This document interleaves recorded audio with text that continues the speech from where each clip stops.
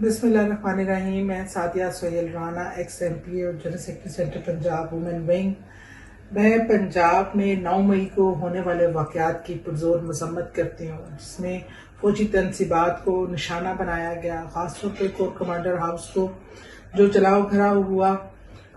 میں سمجھتی ہوں کہ یہ بہت ہی بڑا دھچکا ہے ایز اے قوم ہمارے لیے، اور ہماری پاک فوج ہمارا غرور ہے، ہمارا فخر ہے.